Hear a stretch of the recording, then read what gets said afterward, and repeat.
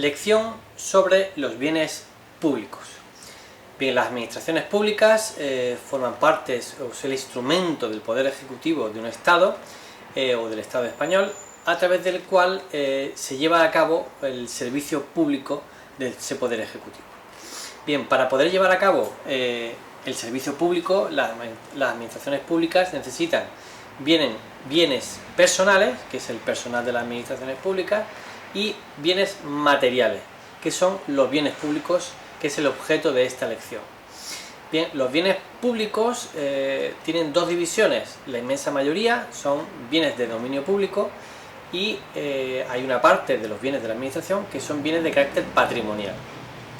La diferencia fundamental es que mientras los bienes de dominio público tienen una especial protección, es decir, son bienes que no se pueden vender, no se pueden embargar, no se pueden enajenar. En cambio, los bienes patrimoniales pues sí se pueden vender, sí se pueden alquilar, sí se pueden llevar a cabo cualquier tipo de acto de negocio jurídico con estos bienes patrimoniales. Bien, ¿cuáles son los bienes de dominio público normales? Bienes públicos normales pues son las calles, por ejemplo, las plazas públicas, normalmente los edificios públicos suelen ser bienes de dominio público y un largo etcétera. Es decir, todo aquello que no sea expresamente de dominio público es de carácter patrimonial. Es decir, en general, todo es de dominio público. ¿Cuáles son los de carácter patrimonial? Los que expresamente se expresen como tal.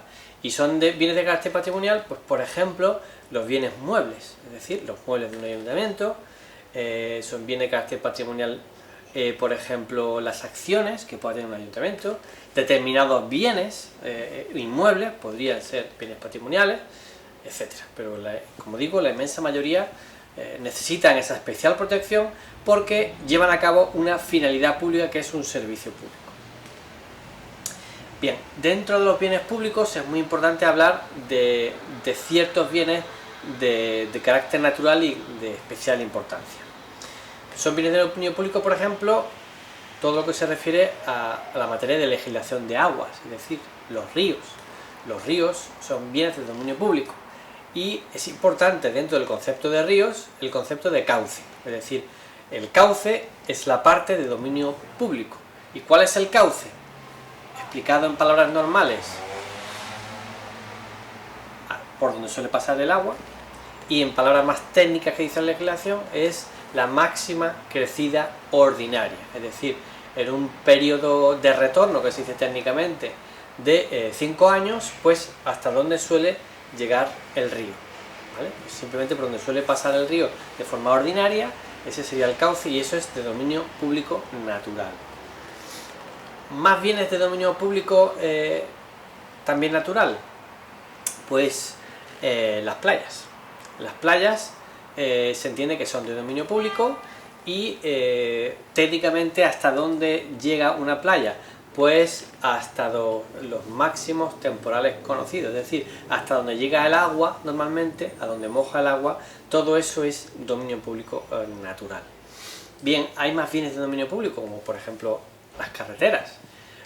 Las carreteras, pues, pérdida de expropiación evidentemente, son bienes de dominio público, todo lo que es la carretera, y una franja exterior de 3 metros en carreteras normales o convencionales y de 8 metros en carreteras convencionales.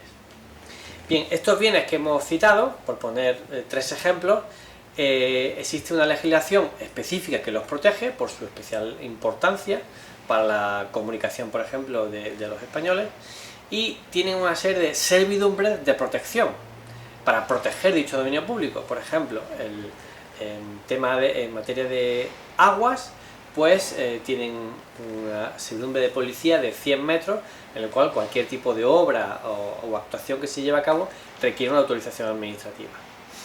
Hablamos de los ríos. En dominio público marítimo terrestre, es decir, el mar, las playas, pues en 50 metros desde el dominio público, todos esos 50 metros, 20 metros, ¿vale?, no se podrá edificar. Es una zona inedificable, no se puede edificar. Cuando uno pasa por un paso marítimo, normalmente ve el jardín, eso no es edificación, y normalmente las casas están retiradas aproximadamente pues unos 20 metros de lo que es el paseo marítimo, más o menos. pues eso significa que están cumpliendo la ley de costas.